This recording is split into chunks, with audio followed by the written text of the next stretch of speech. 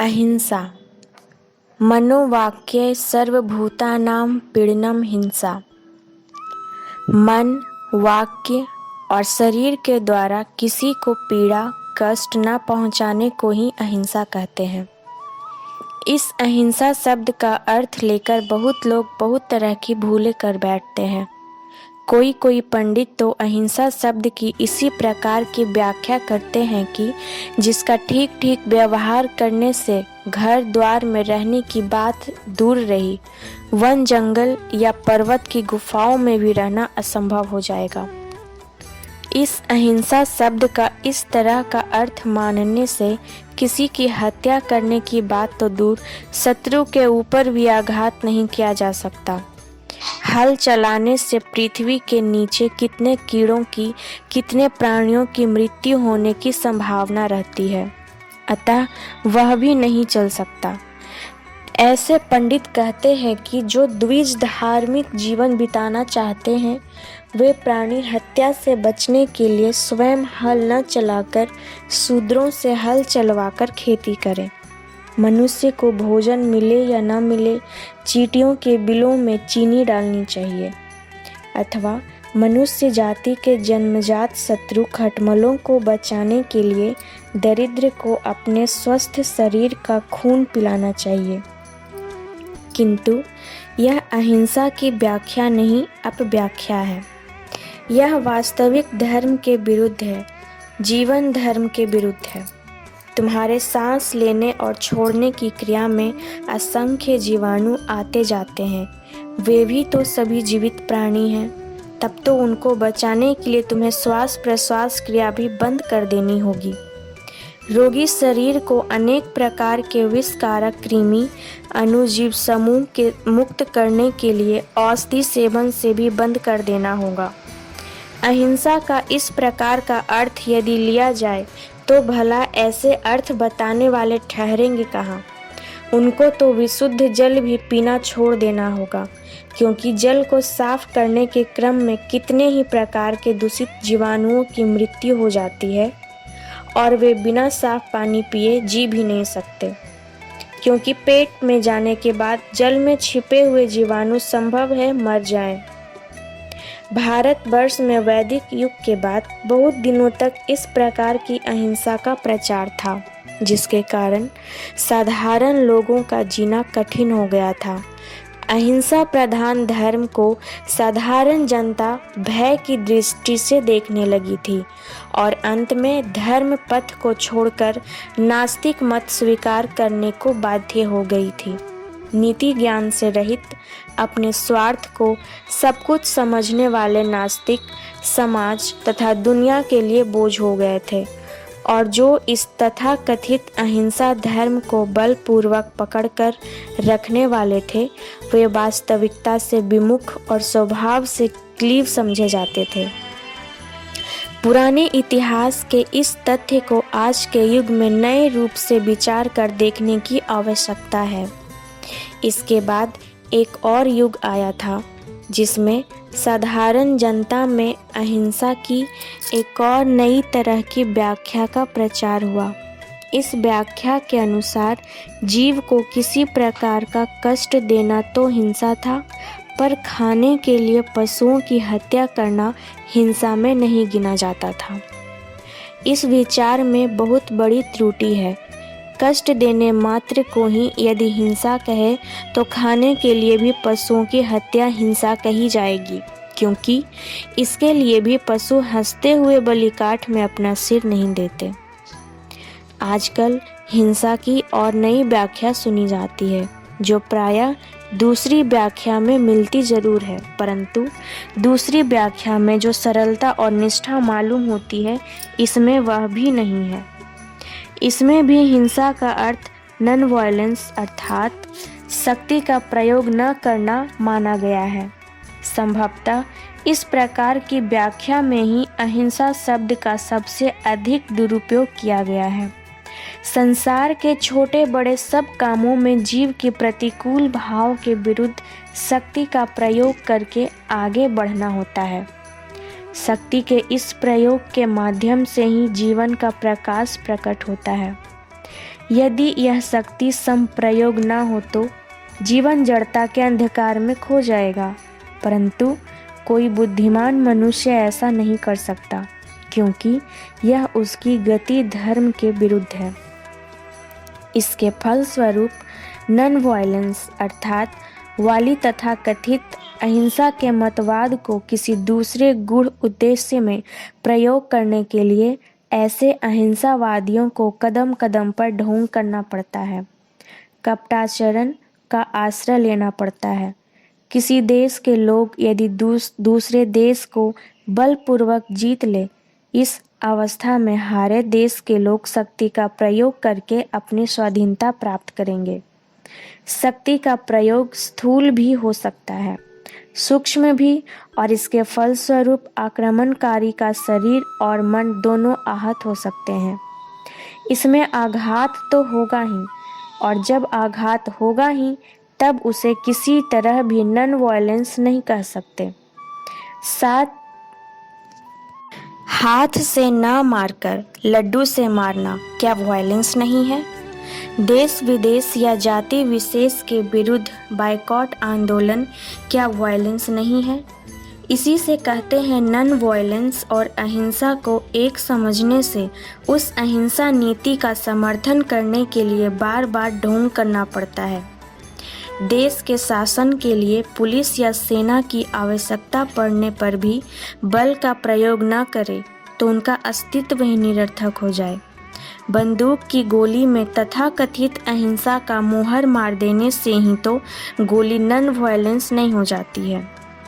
अत्याचारी का प्रतिकार करने के लिए जितनी शक्ति के प्रयोग की आवश्यकता हो, उतनी शक्ति जिसकी ना हो उसके लिए यह उचित है वह सब तरह से शक्ति संचय करने में लग जाए और जो शक्ति पाए उसका उचित रीति से व्यवहार करे। शक्ति नहीं, शक्ति संचय करने के लिए साधना भी नहीं, पर अपनी इन सारी दुर्बलताओं को शत्रुओं के सामने स्वीकार नहीं करने के उद्देश्य से अपने को अहिंसक कहने से कोई कूटनीतिक उद्देश्य भले ही सिद्ध हो, परंतु उससे साधुता की मर्यादा की रक्षा नहीं हो सकती। साधना जगत में अहिंसा का अर्थ जो लिया जाता है वह तो पहले ही कह चुका हूँ। इस अर्थ के अनुसार तुम्हें सदा ही विचारों से अथवा कार्य से कोई पीड़ित ना हो, किसी पर अत्याचार ना हो। तुम्हारे जिस किसी विचार के कार्य के पीछे किसी को तकलीफ देने का भाव हो तो वह हिंसा है। जीव देह धारण करने में तो जीव हत्या होगी ही, इसमें किसी को पीड़ा पहुंचाने की इच्छा हो या ना हो, सांस लेने और छोड़ने में ही तो हजारों हजार जीवाणु मरते हैं। तुम्हारी स्थूल देह ही तो हजारों हजार जीव कोषों से मिलकर बनी है।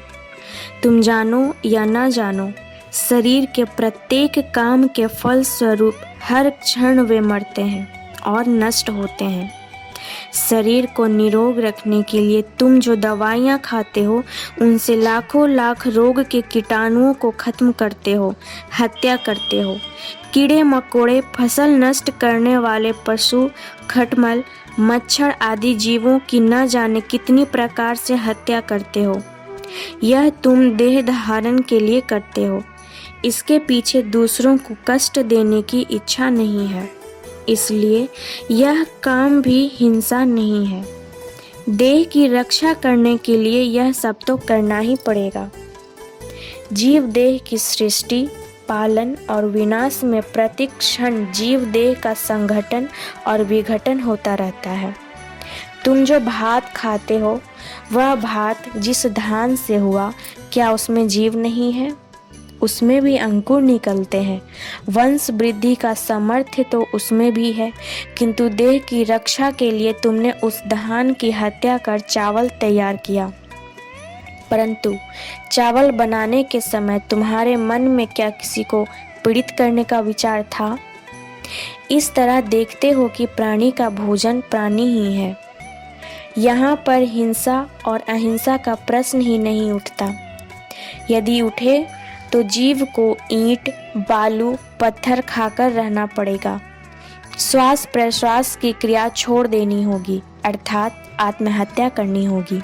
परंतु यह बात बिल्कुल ठीक है कि खाद्य ग्रहण करने के समय 2 विषयों पर ध्यान देना आवश्यक है। पहली बात, जहाँ तक संभव हो ऐसे ही चीज़ों से खाद्य चुना जाए जिसमें चैतन्य का विकास कम हो, अर्थात साग सब्जी मिलने से पशु हत्या न की जाए। दूसरी बात, किसी भी अवस्था में खाने के लिए किसी जीव की, चाहे वह विकसित चैतन्य हो या अविकसित चैतन्य, हत्या करने के पहले विचार कर देख लेना होगा कि इसकी हत्या किए बिना भी हम स्वस्थ शरीर से जीवित रह सकते हैं या नहीं। मनुष्य का शरीर असंख्य जीव कोषों से मिलकर बना है। ये जीव कोष अपने अनुकूल जीवित सत्ता पाकर पुष्ट होते हैं और बढ़ते हैं। इसीलिए तुम जैसा भोजन करोगे उसी के अनुकूल तुम्हारे जीव कोषों का स्वभाव बनता रहेगा और अंत में उन सब का मिलकर तुम्हारे मन पर भी कुछ न कुछ प्रभाव पड़ेगा ही। इसीलिए यदि गले पचे दुर्गंध युक्त जीव युक्त वस्तु से या ताजा पशु मांस से, जिससे हीन वृत्ति की प्रबल रहती है, उस अपने शरीर के कोषों का निर्माण करो, तब तो तुम्हारे मन में हीन वृत्ति की प्रबलता स्वाभाविक ही है।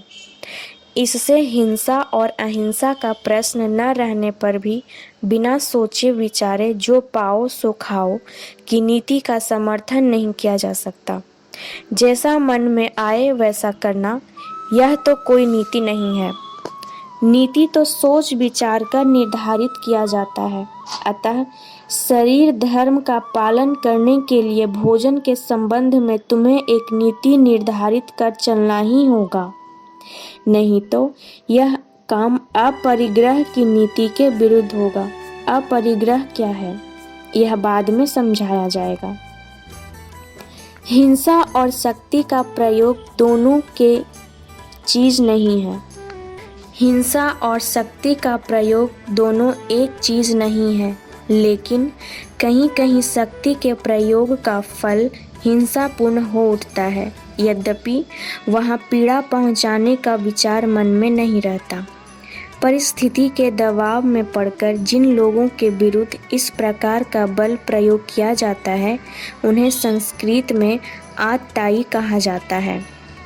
क्षेत्रदारा पहारिश्च शस्त्रधारी धनापहा अग्निदग्रदश्च सड़ेते हातायना, अर्थात जो बलपूर्वक तुम्हारी जमीन जायदाद पर अधिकार करना चाहता हो, जो तुम्हारी पत्नी का अपहरण करना चाहता हो, जो शस्त्र लेकर तुम्हारी हत्या करने आया हो, जो तुम्हारा धन लूटना चाहता हो, जो तुम्हारी घर में आग लगाता हो या जो तुम्हें विष देकर मार डालना चाहता है, उसे आततायी कहा जाता है।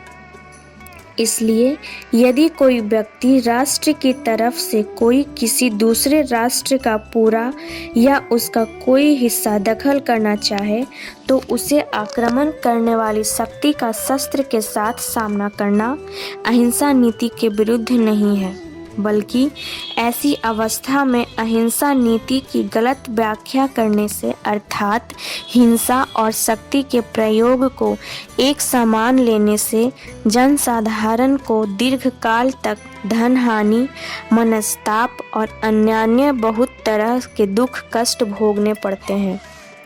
अनेक अवसरों पर बहुत लोग किसी कुसंस्कारी मनुष्य को युक्ति से न समझाकर ऐसी बात करते हैं जिससे उसके मन पर चोट पहुंचती है।